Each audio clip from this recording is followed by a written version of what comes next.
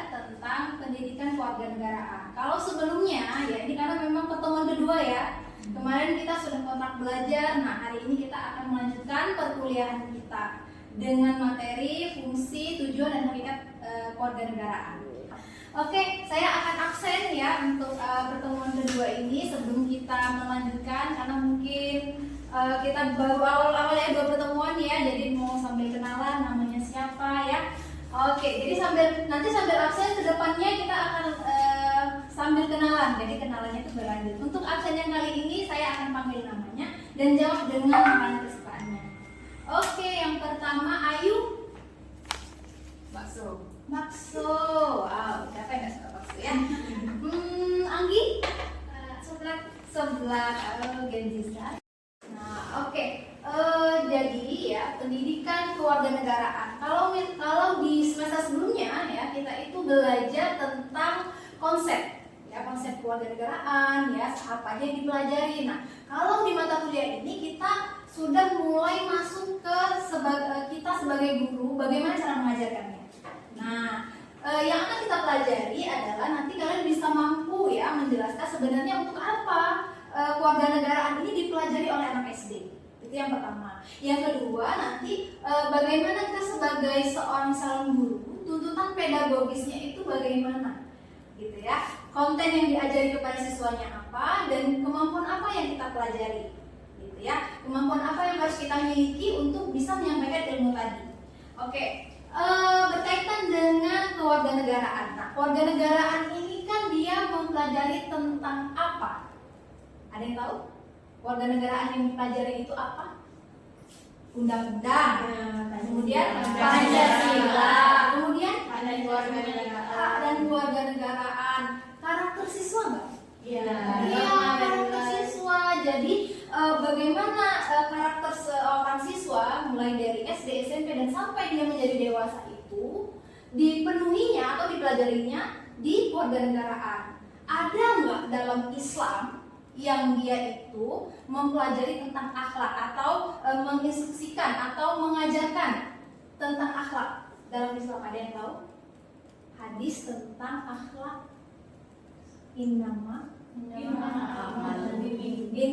bu'istu. Ayo. Mana yang dari pondok? Innama, kalau sudah dipancing harus tahu. Innama bu'istu liutammima makarimal akhlak. Iya kan? Pernah dengar? Iya. Cuma kadang. Oke, saya ada satu video ya untuk sebelum kita memasuki materi kita ya. Di sini ada, silakan diperhatikan.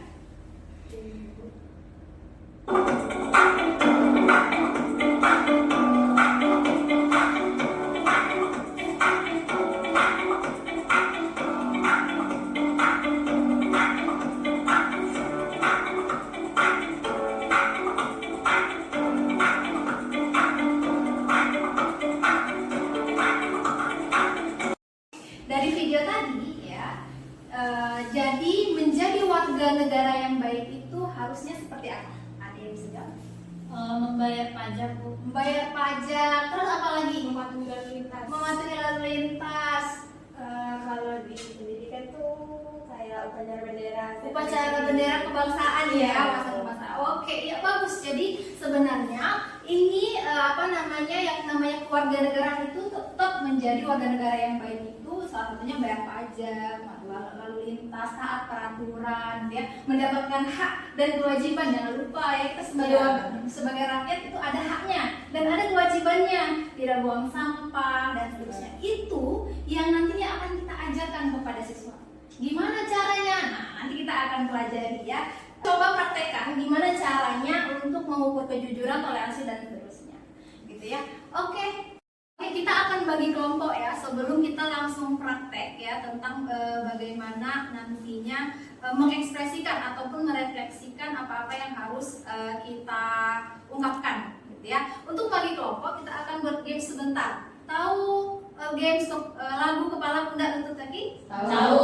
Oke, kita nyanyikan bahasa Indonesia dan bahasa Inggrisnya. Kemudian nanti saya acak, pegang pundak atau lutut atau kepala. Kemudian nanti salah satu kalimat yang akan saya ucapkan pegang pena. Bisa dipahami? Oke. Kepala, pundak, lutut kaki, kepala, pundak, lutut kaki, daun, telinga, mata, hidung dan mulut. Kepala, pundak, lutut kaki, English.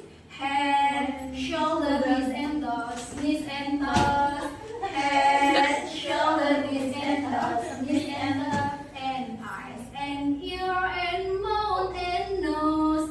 Head, shoulder, knees and toes, kepala, pundak, lutut, kepala, lutut, pundak, pena. Siapa yang menang? Yang menang berpasangan, yang kalah berpasangan. Ayo. Kelompoknya dua. Satu kelompok tanggung jawab, pejujuran. Ya. Nah, tugasnya adalah merefleksikan pengalaman pribadi, analisis kasus pengalaman pribadi masing-masing. Ya, kejujuran, tanggung jawab, tanggung jawab. Nah, setiap kasus ataupun pengalaman mahasiswa ataupun pengalaman Ananda yang pernah dilalui tentang apa itu kejujuran, apa itu tentang toleransi, itu dianalisis kasusnya apa, solusinya apa, tantangannya apa. Bisa dipahami? Bisa, Bu. Sudah dikerjakan? Sudah, Bu.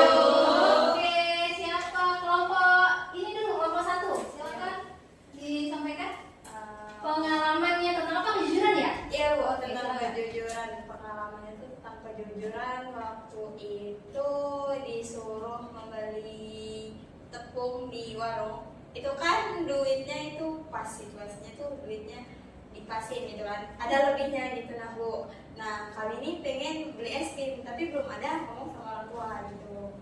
Jadi tuh kami gunain duit itu ya beli tepung tapi tambahnya ya beli jajan gitu nah, Bu. Tapi nggak ngomong gitu.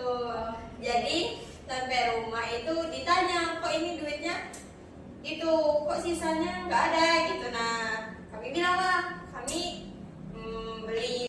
Itu tadi yang pertama yang sudah kita langsung praktekkan adalah dari sisi pedagogis. Kalau dari sisi pedagogis berarti dari sisi gurunya. Nah, sekarang dari ruang lingkup kewarganegaraan itu apa saja sebenarnya yang harus dipelajari? Yang pertama ada, silakan. Yang pertama itu ada gambar Garuda. Nah, itu artinya Pancasila. Ya, kan Pancasila. Jadi nanti kita akan melanjutkan ya di pertemuan selanjutnya itu tentang capaian pembelajaran. Jadi ruang lingkup itu di SDMI apa yang dipelajari, kewarganegaraan itu apa yang dipelajari di MI. Yang pertama ada Pancasila, ya. Jadi Pancasila harus dikaji. Satu, ketuhanan harus seperti apa, kemanusiaan dan seterusnya itu nanti dikaji satu-satu. Tentunya direfleksikan, gitu kan, gimana bersosialisasi sesama temannya, gitu kan ya. Kemudian menghafal Pancasila dengan versi nyanyian, gitu kan. Kemudian ada undang-undang, ada Bhinneka Tunggal Ika dan ada NKRI. Keempat ini yang nantinya akan dipelajari di MISD. Nanti kalian bisa cek, ya, di capaian pembelajaran Kemendikbud. Nah, pasti kalian akan menemukan ini. Itulah nanti yang akan dikaji. Pancasila bagaimana mengajarkannya, Undang-Undang Dasar gimana mengajarkannya, Bhinneka dan NKRI nanti bagaimana pembelajaran. Tentunya disesuaikan dengan fasenya. Fase A nanti seperti apa, fase B naik lagi levelnya, fase C naik lagi levelnya dan seterusnya. Selanjutnya kita juga harus pahami ya bahwasanya kendala yang dihadapi oleh guru ya dalam proses pembelajaran PKN di SDM ini telah dilakukan oleh penelitian dari UNIMED ya, Universitas Negeri Medan ya, ditulis dalam jurnal pendidikan. Nah, itu menganalisis bahwasanya seorang pendidik khususnya dalam guru pendidikan kewarganegaraan itu kurangnya variasi dalam metode pembelajaran, keterbatasan umum serta keterbatasan fasilitas sekolah gitu ya. Kalau fasilitas mungkin itu ada hubungannya dengan sekolah, tetapi kita harus perhatikan, kita sebagai calon guru harus mempersiapkan diri untuk apa? Untuk tidak menambah masalah gitu ya. Tidak menambah kendala sebagai seorang guru PKN gitu ya. Bisa dipahami? Bisa. Oke, dari kita apa yang sudah kita pelajari dari awal sampai sampai akhir. Kira-kira apa 3 hal utama yang dipelajari? Kami Bu ya. Yang pertama itu hakikat pendidikan kewarganegaraan di SD atau MI. Iya. Itu pendidikan nilai dan moral, pendidikan politik dasar, dan pendidikan sosial dan budaya. Oke, ada lagi yang tujuan? Kami Bu. Iya, silakan. Ada tujuan pendidikan kewarganegaraan yang pertama itu untuk karakter, demokrasi dan kemasyarakatan. Iya, yang terakhir hakikat ya. Fungsi ya. Siapa? Terlina. Adapun fungsi pendidikan kewarganegaraan itu untuk membentuk warga negara yang pertama cinta tanah air dan bangsa, lalu menanamkan nilai-nilai demokrasi, meningkatkan kesadaran hukum dan HAM, dan membentuk karakter dan moral bangsa. Oke, tepuk tangan untuk kita semua. Ya, terima kasih untuk pembelajaran hari ini. Biar semangat. Jawab saya. Hello. Saya. Hai. Hello.